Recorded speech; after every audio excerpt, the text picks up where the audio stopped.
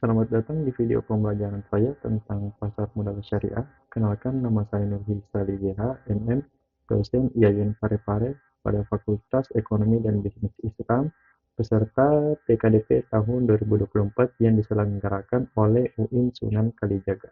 Materi pasar modal syariah merupakan topik pada pertemuan ke-6 untuk mata kuliah Lembaga Keuangan Syariah pada program studi Manajemen Keuangan Syariah.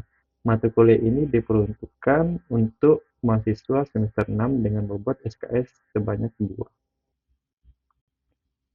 Adapun tujuan pembelajaran kita kali ini, yaitu yang pertama kita mendefinisikan tentang pasar modal syariah. Setelah itu kita membedakan antara pasar uang dan pasar modal. Dan yang ketiga adalah produk yang terdapat di pasar modal, baik itu pasar modal konvensional maupun pasar modal syariah. Kita masuk ke agenda yang pertama, yaitu apa sih yang dimaksud dengan pasar modal? Secara umum, masyarakat berinvestasi berupa tanah, bangunan, emas, kendaraan, pabrik, atau pembangunan gudang baru. Semua itu yang kita sebut sebagai aset real. Namun ada saran investasi lain, yaitu aset keuangan, di mana aset keuangan ini sebenarnya diperdagangkan dalam pasar modal. Sekarang kita melihat dari sudut pandang yang berbeda, yaitu sudut pandang dari perusahaan. Jadi, pasar modal ini merupakan alternatif untuk perusahaan memperoleh dana dari masyarakat, baik dalam bentuk kepemilikan, yaitu perusahaan menerbitkan saham, yang dimana ketika investor membeli saham ini, itu bisa diakui sebagai kepemilikan. Sedangkan bisa dalam bentuk utang, yaitu dalam produk obligasi. Financial asset ini atau aset keuangan ini merupakan surat berharga yang diperdagangkan di pasar modal. Jadi, seperti saham, obligasi, reksadana, semuanya diperdagangkan di pasar modal atau dalam hal ini Bursa Efek Indonesia. Jadi setelah mengetahui apa itu pasar modal, sekarang kita masuk ke agenda yang kedua, yaitu apa perbedaan antara pasar uang dan pasar modal. Seperti yang kita ketahui secara umum, jika kita membagi dua kata, yaitu pasar dan uang atau modal, nah berarti pasar adalah tempat bertemunya antara penjual atau dalam hal ini orang yang menawarkan barang atau jasa, dan yang kedua adalah pihak yang pembeli atau orang yang meminta. Jadi, dalam hal ini jika dikaitkan antara pasar dan uang, maka kita akan mendapatkan esensi, yaitu tempat bertemunya orang yang memiliki kelebihan dana dan orang yang memiliki kekurangan dana. Namun, ini berbeda dari pasar modal, antara pasar uang dan pasar modal. Pasar modal itu mempertemukan adalah orang yang memiliki modal untuk diinvestasikan dan pihak yang memiliki kekurangan modal untuk mengembangkan perusahaannya. Jadi, dari sisi itu terdapat perbedaan antara pasar uang dan pasar modal.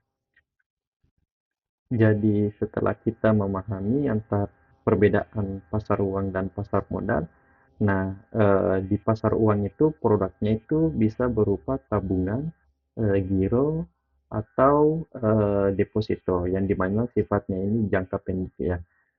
Tapi ketika kita di pasar modal, produk yang ditawarkan itu dalam bentuk kepemilikan yang kita sebut sebagai saham, terus dalam bentuk utang yang kita sebut sebagai obligasi. Namun ada perbedaan dari produk yang ditawarkan pada pasar modal konvensional dan pasar modal syariah. Meskipun manfaat yang ditawarkan dari produk tersebut hampir sama ya, yaitu dalam saham menawarkan capital gain, yaitu selisih antara nilai beli harga saham perusahaan dengan nilai jual.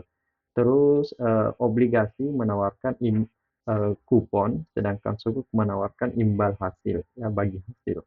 Nah, dalam pasar modal konvensional kita mengetahui tiga produk yang secara umum atau secara familiar kita tahu ya, yaitu saham, obligasi, reksadana. Saham ini adalah bentuk kepemilikan di perusahaan tersebut, sedangkan obligasi adalah surat pengakuan utang dari perusahaan yang menerbitkan obligasi, sedangkan reksadana adalah produk investasi yang dikelola oleh manajer investasi. Sedangkan dalam pasar modal syariah, itu kita mengenal saham syariah, yang dimana DSN MUI sudah mengeluarkan aturan-aturan tentang mana kategori saham syariah dan mana kategori saham konvensional.